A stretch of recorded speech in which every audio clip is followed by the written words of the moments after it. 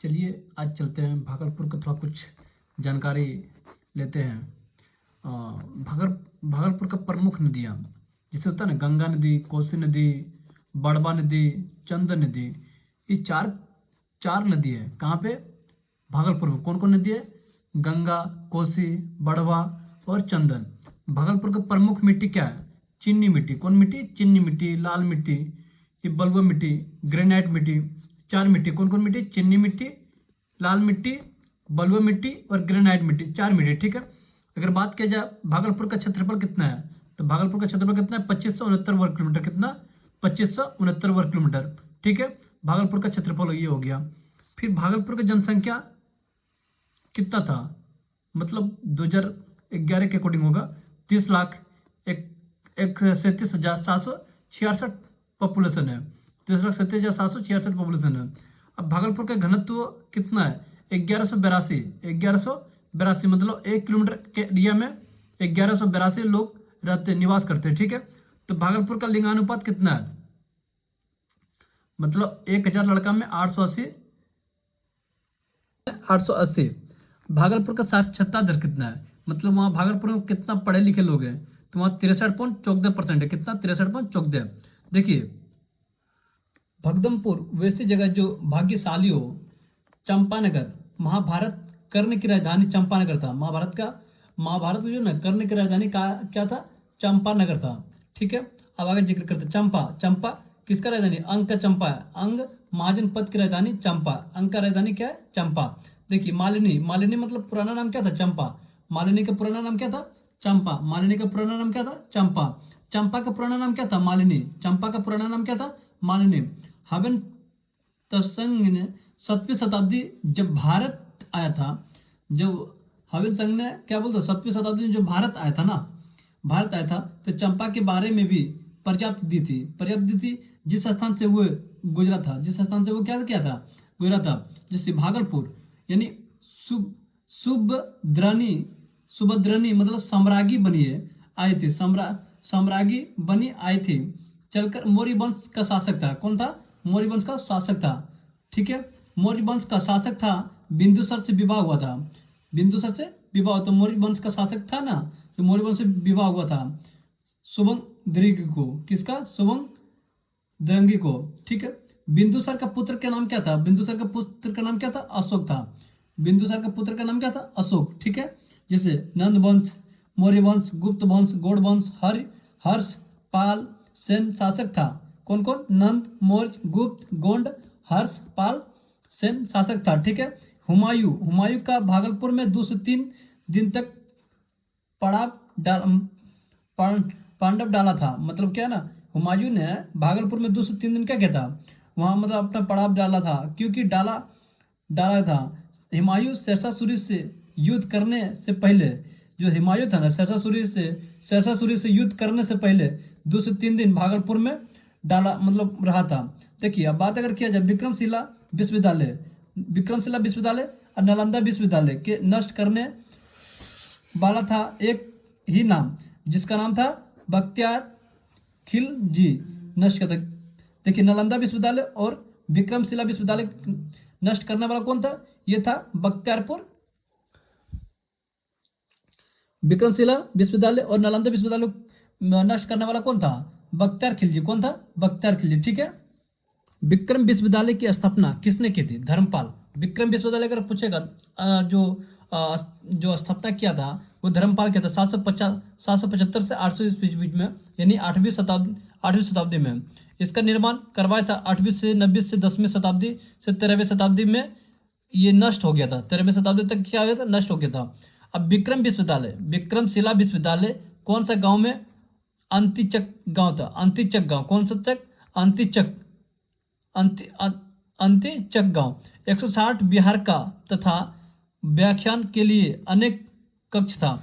मतलब 160 बिहार के तथा व्याख्यान के लिए क्या अनेक कक्ष था। देखिए, विक्रमशिला विश्वविद्यालय में क्या था? क्या पढ़ाया जाता था?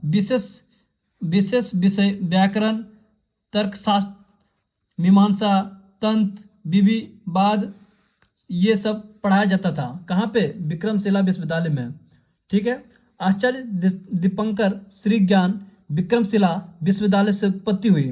देखिए गौतम बुद्ध की प्रतिमा, गौतम बुद्ध की प्रतिमा, तांबे की प्रतिमा, तांबे की मूर्ति, तांबे की मूर्ति 7.5 फीट 500 केजी, 7.5 फीट से लेकर 500 केजी तक गौतम बुद्ध की प्रतिमा का स्थापना किया था 1861 में किया था।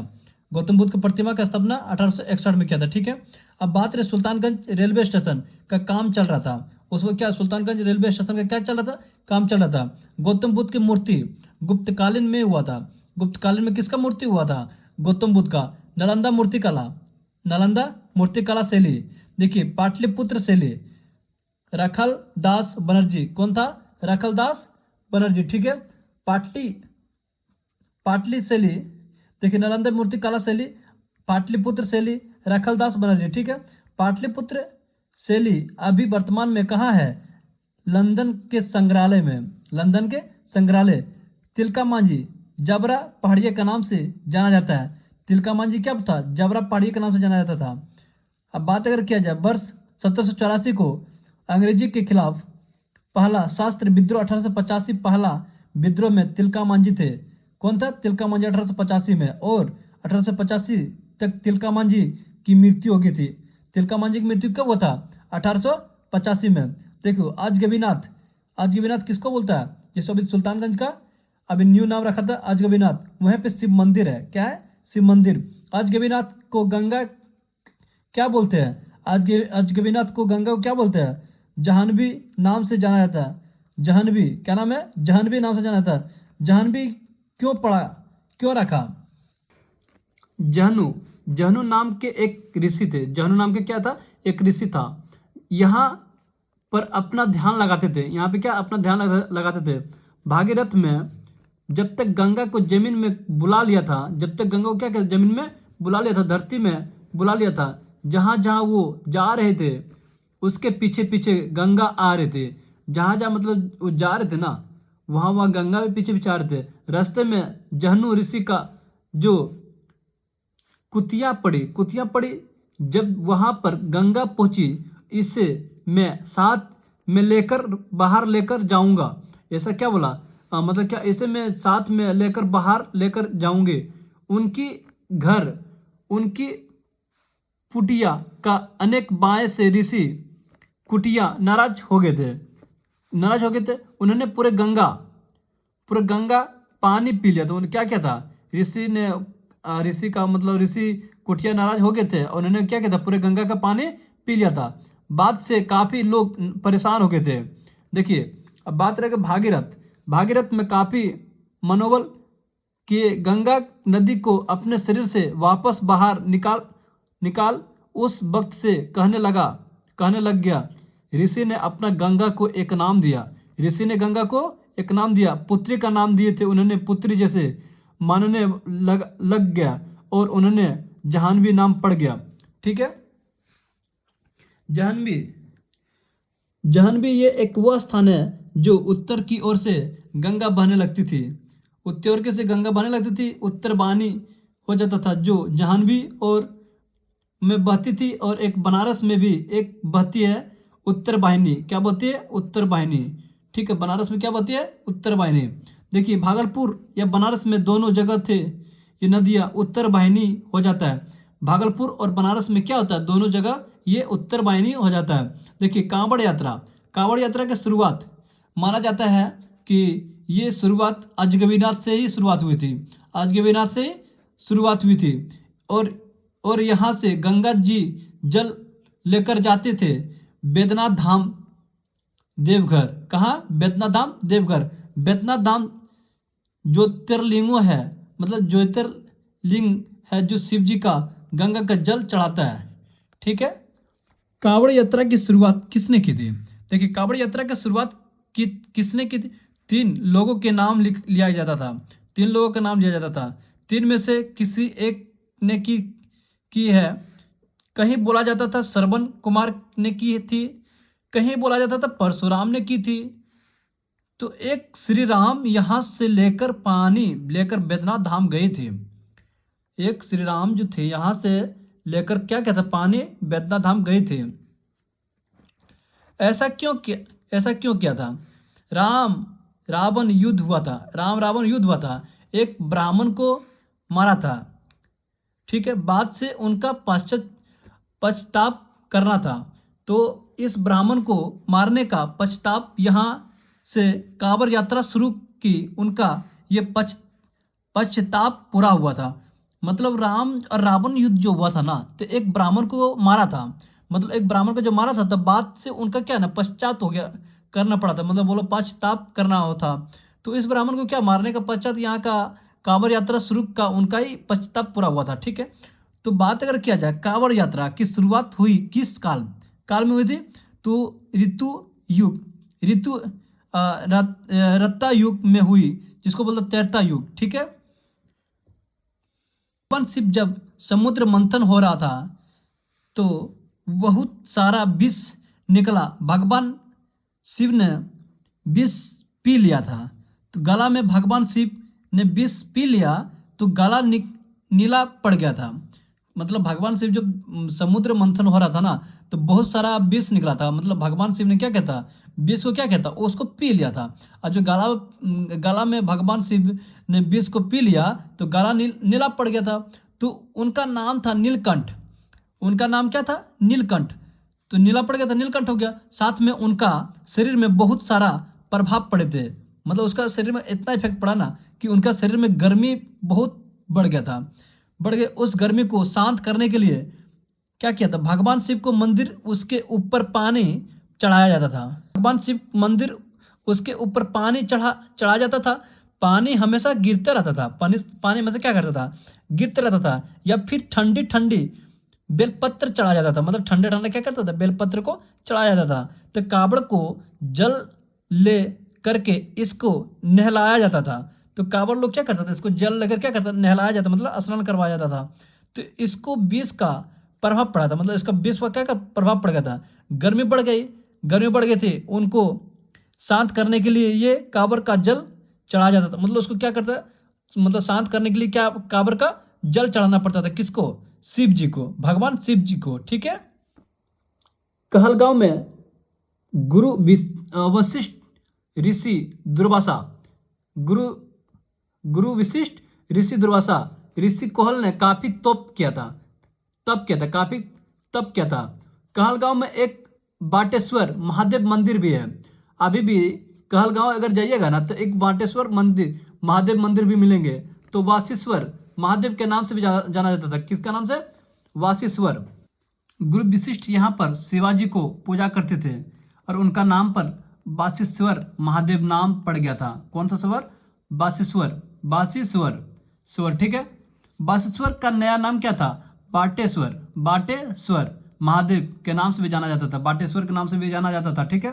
कहलगांव में तंत्र विद्या का केंद्र था। कहलगांव में क्या था, कहलगांव में तंत्र विद्या का केंद्र था। बाटेश्वर मंदिर के आसपास के जो क्षेत्र हैं, बहुत सारा लोग साधना करने के लिए बहुत सारा लोग आते थे। मतलब वहाँ पे बाटेश्वर जो मंदिर था, वहाँ पे बहुत सारा लोग क्या करते, साधना करने के लिए आते थे, बाटेश्वर मंदिर के पास आते थे, ठीक है। तो बाटेश्वर मंदिर, जो बाटेश्वर महादेव एक ऐसा मंदिर है जिसके सामने एक काली माता का मंदिर है। मतलब बाटेश्वर मंदिर एक ऐसा मंदिर है ना, उनके सामने भी एक काली माता का भी मंदिर है, ठीक है। पूरे भारत में भगवान शिव के सामने काली माता का मंदिर हो ही नहीं सकता है। पूरे भारत में भगवान शिव मंदिर के लिए जो ना सामने माता का मंदिर कहीं हो ही नहीं सकता। मतलब इतना चैलेंज दे रहा कि एक बाटेश्वर मंदिर है जो कि वहाँ पे उसके सामने ही काली मंदिर का माता का भगवान है। अब आगे जिक्र करते हैं, तंत्र विद्या का केंद्र विकसित हुआ। तंत्र विद्या का केंद्र क्या हुआ, विकसित हुआ। यहाँ पर दूर दूर से लोग आते थे साधना करने के लिए। मतलब क्या ना, मतलब वहाँ जो तंत्र विद्या का केंद्र जो विकसित हुआ ना, तो यहाँ पे क्या करता, लोग बहुत दूर दूर से लोग मतलब साधना करने के लिए आते थे। तो कहलगांव में ही उत्तर वाहिनी गंगा मौजूद था। कहाँ था, कहलगांव में क्या था, उत्तर वाहिनी। कहलगांव में उत्तर वाहिनी गंगा मौजूद है, जिसे श्री चंपापुर दिगंबर जैन सिद्ध क्षेत्र, जैसे जैन धर्म के 12 ज्योतिर्लिंग, 12 तीर्थकार भगवान, ठीक है। जैसे पशु पूज्य कहाँ पे है, भागलपुर। पशु पूज्य कहाँ पे, भागलपुर।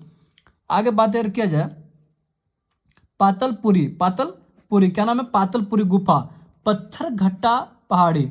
पत्थर घट्टा पहाड़ी कहाँ पे है, ये भी तुम्हारा पत्तलपुरी है, गुफा है। देखो शिला मूर्ति समूह, शिला मूर्ति समूह का है पत्थर घाटी पहाड़ी, पत्थर घाटी पहाड़ी। जर्दालू आम, जर्दालू आम का नाम सुनो, ये भी तुम्हारा भागलपुर का बहुत फेमस है, जो 2018 में जीआई टैग भागलपुर में ही मिला था। जीआई टैक्स मिला जर्दालू आम को 2018 में, कहाँ पे, भागलपुर में। समझा बात को। मालदा नाम, मालदा आम भागलपुर का प्रसिद्ध आम है, मालदा आम भागलपुर का प्रसिद्ध आम है। बिहार में रेशम एवं वस्त्र संस्थान भी भागलपुर में ही है। देखो बिहार में रेशम और वस्त्र का क्या है, संस्थान भी भागलपुर में है। भागलपुर को हम कहते हैं सेलियो सिटी रेशन, सेलियो सिटी, सिल्क सिटी रेशम, सिल्क सिटी रेशम के कुछ भाग भागलपुर में है, सिल्क सिटी रेशम रेशम, ठीक है, कुछ भाग भागलपुर में है। भागलपुर में 3 प्रकार के रेशम है, भागलपुर में 3 प्रकार का क्या है रेशम, मालबारी रेशम, तसर रेशम, इरी रेशम, मालबारी रेशम, तसर रेशम, इरी रेशम। भागलपुर में तसर रेशम उपलब्ध है, भागलपुर में कौन है, तसर रेशम उपलब्ध है। देखिए कोफून बैंक का स्थापना भागलपुर एवं बांका में दोनों में भी है, कोकून बैंक, ठीक है। कोकून बैंक का स्थापना भागलपुर में है, रेशम बनाने के लिए, रेशम बनाने में काम करती है। ये चारों ओर आवरण बनाती है, ये आवरण से ही रेशम बनता है, आवरण से ही रेशम बनता है। सूती वस्त्र उद्योग मुख्य रूप से हथकरघा उद्योग के रूप में स्थापित होता है, कहाँ पे, भागलपुर में, ठीक है। भागलपुर हथकरघा महासंकुल, ब्रुनोई, रंगाई, डिजाइन की सुविधा भी होता है, कहाँ पे, भागलपुर में। देखिए प्रशिक्षण संस्थान का बरारी, प्रशिक्षण संस्थान का है बरारी। क्वेश्चन पूछता है विक्रमशिला गंगा डॉल्फिन कहाँ पे, अभ्यारण्य भागलपुर में। भारत का एकमात्र डॉल्फिन अभ्यारण्य जो मीठे पानी में रहता है, कहाँ रहता है, भागलपुर में। सुल्तानगंज कहलगांव की दूरी कितना, करीब 60 किलोमीटर। सुल्तानगंज से कहलगांव की दूरी कितना, 60 किलोमीटर। डॉल्फिन गंगा नगरी में मिलता है, डॉल्फिन कहाँ है, गंगा नदी में मिलता है। ये डॉल्फिन 1991 से 1990 विक्रमशिला अभ्यारण्य डॉल्फिन यानी गंगा को कहा जाता था। देखो सोनफिटिका नाम था, सोनफिटिका, क्या नाम था, सोनफिटिका। प्लेट निष्ठा, गंगा टीका यानी भारत का राष्ट्रीय जलीय जीव क्या बोलता था, गंगा डॉल्फिन। किसको बोलता था, गंगा डॉल्फिन। अगर बात किया, गंगा डॉल्फिन अभ्यारण्य घोषित किया गया था 2009 में, ठीक है। UCAN संकटग्रस्त में रखा गया था, UCAN, ठीक है। अल्ट्रासोनिक ध्वनि को छोड़ता था। पता लगता है कि कछुआ पुनर्वास केंद्र है बिहार का एकमात्र, क्योंकि कछुआ का तस्करी रोकने पर कछुआ प्राप्त होता था। पानी में छोड़ दिए जाते तो बिहार का कछुआ का भी इलाज किया जाता, अगर सही तो ठीक नहीं इलाज करके छोड़ता। वाइल्ड लाइफ प्रोटेक्शन एक्ट 1972 के तहत शेड्यूल 1 में कछुआ शेर अब बाघ 7 साल की राजा था, ठीक है।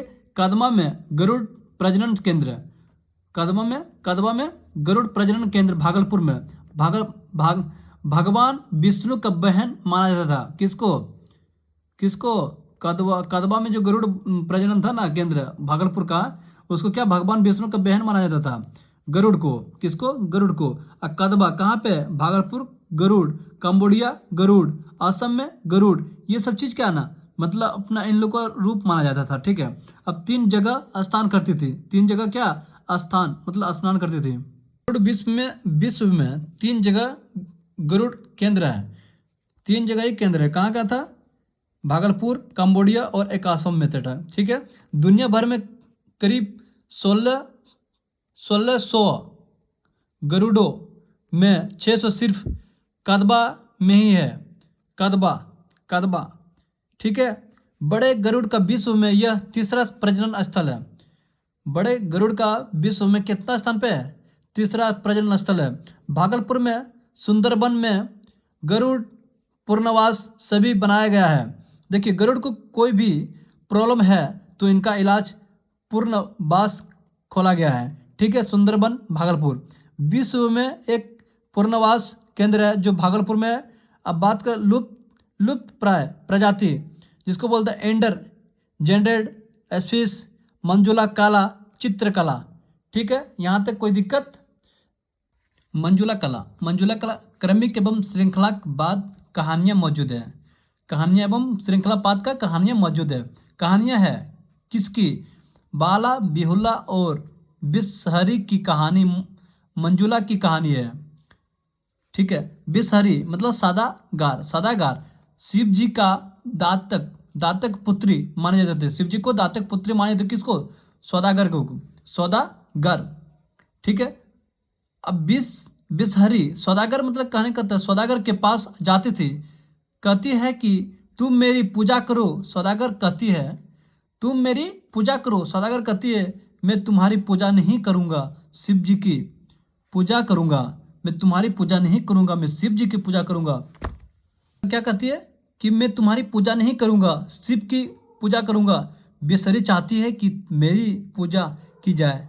बिसहरी क्या कहती है कि मेरी पूजा की जाए, मेरा महत्व दिया जाए, मेरा ज़्यादा महत्व दिया जाए। ठीक है, तो सौदागर का पुत्र था। सौदागर को पुत्र क्या बोलता था? बाला को काट लेता है, बालकों को काट लेता है। ठीक है, जहर देकर मार देता है। ठीक है, अब बात अगर किया जाए, जब बाला जब मर जाता है तो इसकी पत्नी रहता है बिहुला। ठीक है, बिहुला सती हो जाती है।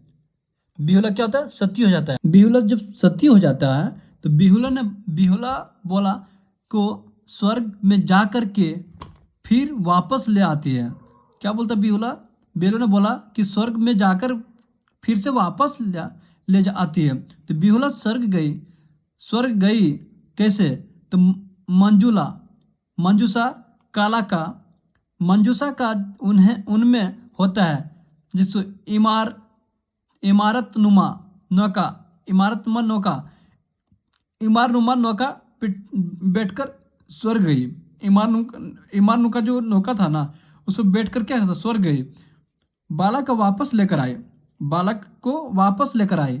बिसहरी के आगे सौदागर ने कहा फिर दोबारा इसे मत काटना। अगर तुम चाहती मैं तुम्हारी पूजा करूँगा। अगर तुम चाहती मैं तुम्हारी पूजा करूँगा।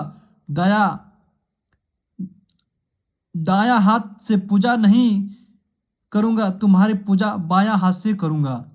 मतलब बोलती है ना कि मतलब बिसहरी के आगे जो सौदागर ने कहा था कि दोबारा इससे मत काटना। अगर काटेगा तुम चाहती हो कि तुम्हारी पूजा करूँगा, लेकिन दाया हाथ से नहीं करूँगा, मैं बाया हाथ से पूजा तुम्हारी करूँगा।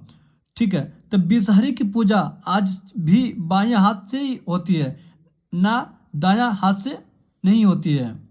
ठीक है, नाग पेंटिंग के रूप में जाना जाता है। बिसहरी की 5 बहनें थी। बिसहरी जो थी ना, माता पार्वती की बेटी थी, जिसमें बिसहरी की 5 बहनें थी। अब बिसहरी की पूजा की जाती थी। नाग पेंटिंग में 3 रंग है। हरा, गुलाब और पीला। ये पुरानी चित्रकला, इसलिए ये कलर को दर्शाया जाता है। ये पुरानी चित्रकला है, इसलिए ये कलर को दर्शाया जाता है। प्राकृतिक रूप से मौजूद रंग ये हरा, गुलाबी और पीला है। ठीक है, ये सिंधु घाटी की सभ्यता मंजूषा काला के साक्ष्य देखी गए थे। ठीक है, भागलपुर में भागलपुर में विश्वविद्यालय जैसे तिलका मांझी विश्वविद्यालय, बिहार कृषि विश्वविद्यालय। ठीक है, भागलपुर सिल्लेलेंगे of engineer, India institute of information technology, TNB law college, फल शोध संसाधन सबौर भागलपुर। मतलब कदम्बिनी गांगुली पहली महिला डॉक्टर थी। मतलब कदम्बिनी गांगुली की पहली महिला डॉक्टर थी। भारत की पहली महिला डॉक्टर थी कदम्बिनी गांगुली। मतलब अगर कहा जाए भारत के पहले डॉक्टर महिला जो थी कदम्बिनी गांगुली थी। कदम्बिनी गांगुली की पढ़ाई कोलकाता से किया गया था। विश्वविद्यालय की 1866 चिकित्सा शास्त्र की डिग्री ली थी। मतलब कहा जाए ये भारत के सबसे पहले महिला डॉक्टर थी कदम्बिनी गांगुली। ये कोलकाता से पढ़ाई किया था। 1886 में चिकित्सा शास्त्र का डिग्री ले ली थी। इसका उपयोग भी किया जाता था। जैसे कदम्बिनी गांगुली भारतीय राष्ट्रीय कांग्रेस के अधिवेशन में सबसे पहले भाषण देने वाली महिला शामिल हुई। पढ़े लिखे औरत थी। 18 जुलाई 1861 में जन्म हुआ था। 18 जुलाई 1861 में जन्म हुआ था और 3 अक्टूबर 1923 में मौत हो गई थी। कांग्रेस के पहले 1889 के मद्रास अधिवेशन में उन्होंने भाग लिया था। कब? 1889 में मद्रास में लिया था वो भी भाग। समझ लीजिए ऐसा ऐसा हमारे बिहार का नाम रोशन करने वाले मिलते हैं।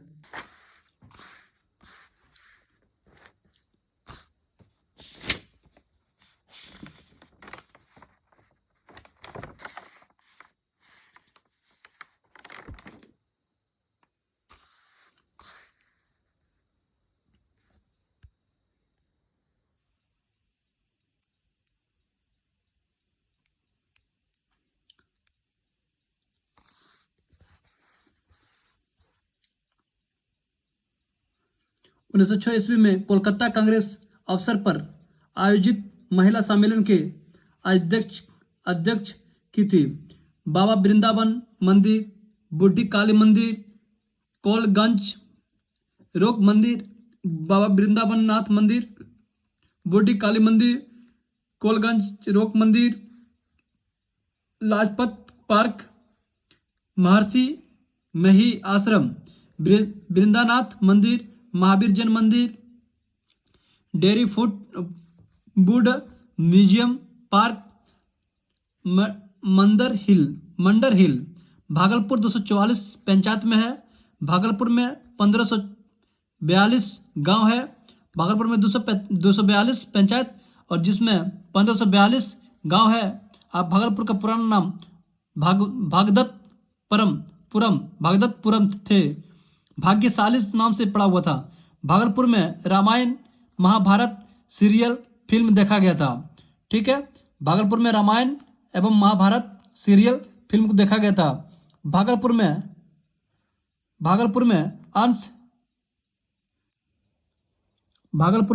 अंश राजवंश का शासन हुआ करता था जिसका राजा कर्ण थे। भागलपुर का स्थापना 4 मई 1773 ईस्वी में की थी। भागलपुर का पहला कलेक्टर जम्सवेटन था। भागलपुर जिसका अर्थ होता है सौभाग्य शहर। भागलपुर का जिसका अर्थ क्या होता है? सौभाग्य शहर। भागलपुर में रेलवे स्टेशन 1891 ईस्वी में बनाया गया था। भागलपुर का रेलवे स्टेशन कब बनाया गया था? 1891 ईस्वी में बनाया गया था। भागलपुर की भाषा अंगिका है। भागलपुर की भाषा क्या है? अंगिका।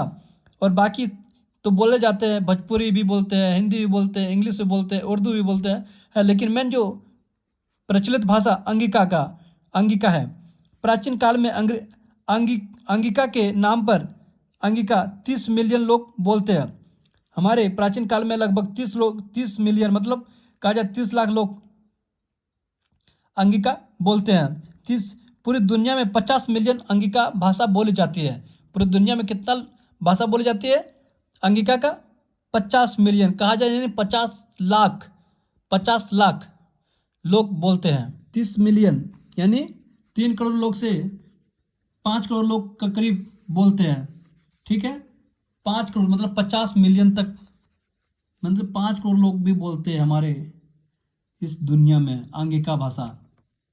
कितना प्रचलित है, कितना फेमस है, जो हमारे दुनिया में बोली जाती भाषा ही है। भागलपुर में 40 थाने मौजूद है। भागलपुर पर एसएसपी नित्याशा गुड़िया है। बिहार का पहला जिला पूर्णिया। भागलपुर से बांका जिला अलग हुआ था। भागलपुर से कौन जिला अलग हुआ था? बांका जिला, जिसका 21 फरवरी 1991 में अलग हुआ था। भागलपुर में 6 प्लेटफॉर्म है। बाकी भागलपुर एक्सप्रेस का नंबर है 12336। भागलपुर की स्थापना 18 फरवरी 1773 ईस्वी में क्या था, कब क्या था, 8 फरवरी 1773 में। भागलपुर में 29 ट्रेन चलाता था, 29 ट्रेन चलता है। तो भागलपुर हावड़ा वंदे भारत एक्सप्रेस जैसा ट्रेन 15:20 में रवाना हो जाता है। नारायण थाना बीहपुर नौगछिया से कोटरिया। देखो पट्टा भागलपुर 232 किलोमीटर सड़क मार्ग 5 घंटा में प्रस्तुत हो, मतलब पहुंच सकते हो। अब भागलपुर नगर निगम की स्थापना कब हुई थी, 24 अप्रैल 1981 में। 24 अप्रैल 1981 में। भागलपुर में नगर पालिका 1864 में। भागलपुर में नगर पालिका 1864 में। भागलपुर में नगर पालिका 15 अप्रैल 1981 में। नगर पालिका का स्थापना 15 अप्रैल 1981 में। फिर भागलपुर का नया नाम क्या था, चंपा नगरी। क्या नाम था, चंपा नगरी। ठीक है। भागलपुर में कितना बोर्ड है, 51 बोर्ड है। कितना बोर्ड, 51 बोर्ड। भागलपुर में 17.68% मुस्लिम लोग निवास करते हैं, जिसमें भागलपुर में 3 अनुमंडल नौगछिया, भागलपुर सदर और कहलगांव। ठीक है। 4 वैधानिक शहर है, 4 वैधानिक शहर। भागलपुर में मंदर पर्वत है। कौन पर्वत है, मंदर पर्वत। कौन पर्वत, मंदर पर्वत। इंडियन आर्मी 29,000 सैनिक मुसलमान है। पूरी दुनिया में, पूरा इंडिया में 29,000 मुसलमान रहते हैं। देखिए भागलपुर प्रखंड की संख्या कितना है, गोरडी, जगदीशपुर, नाथनगर, सबौर, शाहगंज, सुल्तानगंज, पहलगांव, पीरपेती, सनहौला, बीहपुर, गोपालपुर और इस्लामपुर खरीफ, नारायणपुर, नवगछिया और रंगरचौक हमारे भागलपुर का इतना प्रखंड प्रचलित है। सदर अनुमंडल, कहलगांव अनुमंडल और नवगछिया अनुमंडल। बाकी और कुछ बताना है जो कि आप लोगों को हो सकता और एक वीडियो बना दिया जाएगा ताकि आप उन पे देख सकते हो। इसमें इससे क्वेश्चन आपसे बाहर नहीं जाने वाला है। जो भी क्वेश्चन पूछेगा इससे ही क्वेश्चन पूछेगा, चाहे दरोगा का हो, चाहे बीपीएससी का हो, चाहे बिहार पुलिस का हो, चाहे कोई भी क्वेश्चन हमारे स्टेट का कोई भी क्वेश्चन पूछा जाए तो इनसे बाहर क्वेश्चन नहीं जाने वाला। बस आप इतना थोड़ा रखिए ध्यान, जो कि और लोगों तक पहुंचाइए कि भागलपुर का कुछ इतिहास रहा जो कि आप लोग देखकर जान सकता है, और लोगों तक पहुंचा दीजिए। Thank you. मिलते हैं नेक्स्ट टाइम।